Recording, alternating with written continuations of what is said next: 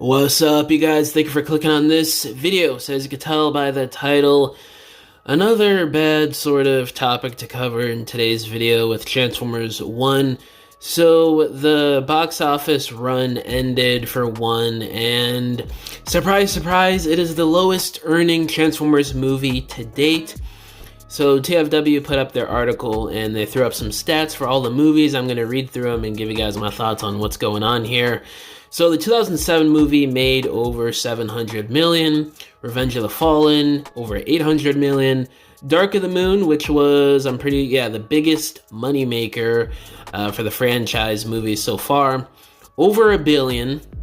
And then AOE made a little bit less, a little over $1 billion as well, but it was still less than what Dark of the Moon made, and this basically began the decline of revenue for the movies, because if I remember correctly, what really saved Age of Extinction's box office run was overseas numbers, and specifically China, I'm pretty sure, because of, the big marketing that was done back then, and the whole final act of the movie taking place in China.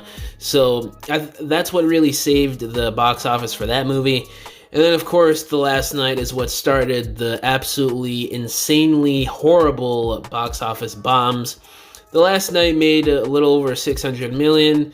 And then Bumblebee, it really only profited because of how low the budget was. It was $50 million for the budget on Bumblebee, and it made a little over 400 million.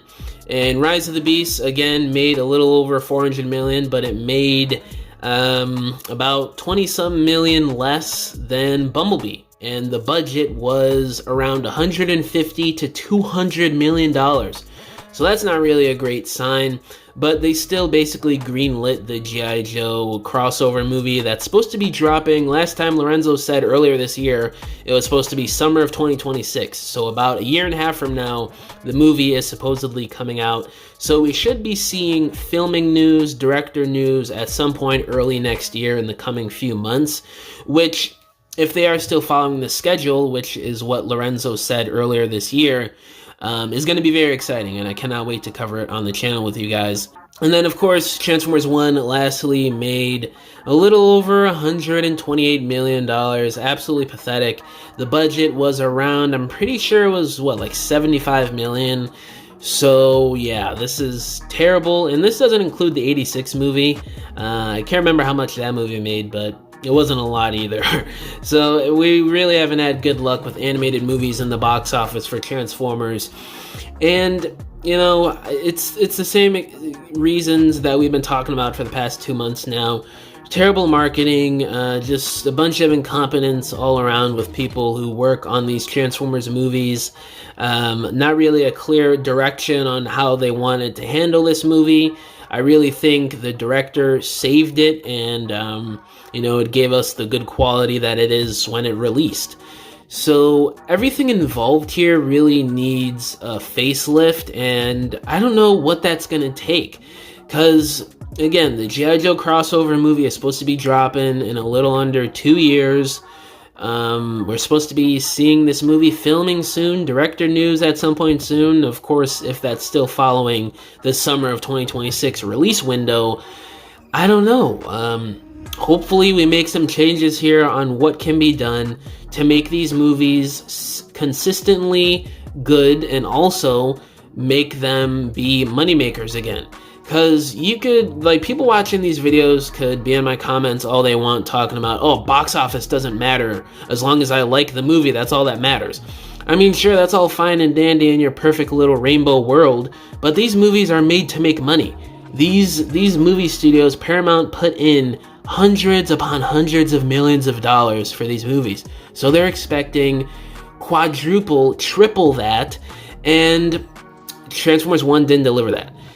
For this to be profitable, it needed like 200 million, guys. The movie was around 75 million to make, and it barely cleared that. 128 million, that's basically nothing. Hasbro gets a cut, that other company that financed the movie, I forgot the name of it, gets a cut, Paramount gets the majority of it, but still, it's not a lot. And then, of course, There's toy, merch, and streaming sales, but again, that gets split up between multiple divisions. Oh, and I forgot, theaters get a cut of the box office run numbers as well. So when it's all said and done, Paramount basically made nothing off this movie. And I know it's a billion-dollar corporation, so who gives a flying you-know-what about how much Paramount makes? But if you're a Transformers fan and you care about the franchise and you do not want the franchise to die out, you need to care about these movies making a lot of money. Because if they don't, we're not going to get a sequel to Transformers 1. We're not going to get any more live action films. We're not going to see the G.I. Joe movie if it continues this way. And it's just going to be terrible for Hasbro. We're going to get less toys. Things are just going to get worse and worse and worse if we do not show support. And, Paramount changes their ways a little bit here on how they handle these movies. Because I really think they've been dropping the ball ever since The Last Night, and it really, frankly, started with Age of Extinction. They really over-marketed that movie, and plus, it wasn't even that great to begin with. It wasn't as much of an interesting spectacle as it was the first three, and they didn't switch it up enough to the point where I think Age of Extinction, there was so much hype around the live-action movies at that time. I think Age of Extinction, if Paramount handled that movie better, it would have made more than Dark the Moon. It probably would have made 1.2 or 1.3 billion, but it didn't. It just barely crossed 1 billion, which, was good for the time, but, you look at it, hindsight, 10 years later, it was the start of the decline. So, it's really depressing to look at these numbers and see the state of the Transformers movies, and it's kind of crazy that now we get this great Transformers movie after 7 years of stinkers. People really like the Bumblebee movie, but I find it quite boring. People just like it because of the opening Cybertron sequence. Let's be real. Do you guys really care about Charlie's backstory for an hour while Bumblebee prances around like her little puppy dog and doesn't even really act like a character and he still can't talk? That's just ridiculous to me. Oh, we get some cameos of Optimus Prime in a live-action G1 design. Whoop-de-doo, who gives a freak? The movie was boring. It wasn't that great. Rise of the Beast. I went on record a year and a half ago when I first saw the movie saying it was amazing. A year and a half later, my opinion has changed on it. I do not really think it's that great. I think it's a decent movie, but it's really not where we want these movies to be, especially if you want it to make money. It just seems like the typical boring spectacle that we've been getting since Age of Extinction, and they were trying to ride off the success and copy the success of the first three Bay movies, and it really wasn't as interesting. The action, the camera angles, all that stuff, the practical effects, it wasn't as good. So it was really just a cheap knockoff of the first three Bay movies, if you ask me. But again, still decent. And you get to Transformers 1 here in 2024. Fantastic movie, but it is animated, so it does have a little bit of a disadvantage there because not as many people are going to take the movie as serious. Not as many people like it due to it being animated. A lot of people out there, especially adults, just prefer live-action movies. That's just the way the world is. But, you finally get this good movie, and it barely makes any money. So I was talking about this in a video a week ago, talking about what could happen to the sequels that the director Josh Cooley is in talks right now to do, and I don't know if these are going to happen with these numbers. I talked about a couple reasons. It could be straight to streaming. It could release years and years from now to bank off of the nostalgia factor that these studios love to peddle on. So, I don't know. The future really isn't in the hands of what Paramount and Hasbro decide to do. You got freaking Chris Cox a week and a half ago talking about how they don't want to finance movies anymore, and that's a done deal in itself.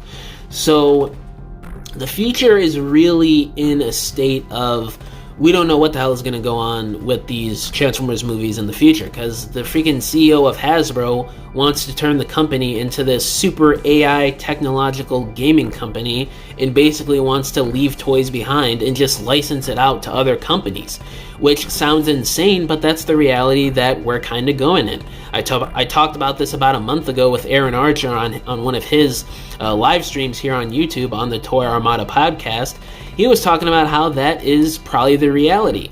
They're moving to Boston. You don't take a bunch of designers, artists, packaging designers, and marketing people to freaking Boston. It's going to be a bunch of executives and banker people and whatever else to handle finances and outsource these licenses to other companies, like what they've been doing with their collab figures the past 4 or 5 years. And you jumble all that together, and you get what we got here with Transformers 1, how it just seemed like they wanted to throw the movie out there, and whatever happens. That's what it really felt like. It seemed like they had no direction on how they wanted to put this movie out to the world. They did way too many early test screenings. That probably, hindered original box office returns, because so many people already saw it with an early screening. What's the point of wasting money these days to go see the movie again? Especially with how terrible theater experiences are now, with people, being on their phones, talking all the time, and being loud and obnoxious. I go through that almost every time I go to the movie theater nowadays. When I went to go see freaking Transformers 1 in September, the day it came out, there wasn't that many people in the theater. There was probably like 5-6 other people besides myself. And there was this one guy a few rows down from me freaking talking on the phone half the time. Talking in Spanish half the movie, bro. Like, I'm trying to watch a movie. I paid, what was my ticket, like $13? I paid $13 to listen to some Spanish dude talking half the time in the movie on the phone. Like, bro, I'm not trying to, like, it's just so disrespectful. And, the cost of tickets is kind of ridiculous now, too. I remember when I was a little kid, tickets were like $5, and now they're like $15 in some areas, $20. So when you combine all of this stuff together in 2024, where post 2020, what happened then, and the economy's terrible, and Hasbro and Paramount, they're moving in a direction that frankly is not too good with the future of AI and firing people and low profits and everything. So all in all, it's just a bad situation, and hopefully Paramount, Hasbro, they get their stuff together and we just get a good live-action movie and hopefully a sequel to Transformers 1. And this is the cherry on top. Hopefully these movies make a lot of money to the point where, we could continue getting Transformers movies and we could continue to see a healthy franchise. Because if it continues the way it does right now, Transformers is going to start dying out. Hasbro is not going to care about this stuff anymore, and they're just going to do a measly video game here and there and a couple figures a year or whatever, and that's about it. So, guys, we got to show out these next few years and these next couple movies or whatever happens. So, yeah, that's pretty much all I want to talk about in this video. I don't want to ramble on too much longer because it's pretty depressing, frankly. But, yeah, guys, let me know down in the comments below. What do y'all think about what's going on right now? All my social medias are linked down below, including my email. If you guys want to hit me up about business inquiries, if you want to message me about whatever, or if you want to commission a diorama from me, because I make dioramas for people for their stop motions, photography, or irregular display shelves in your homes. You can either hit me up on any of my social media accounts or just email me and we can work out a deal. But yeah, guys, thank you for watching this video. Catch y'all in the next one. Bye!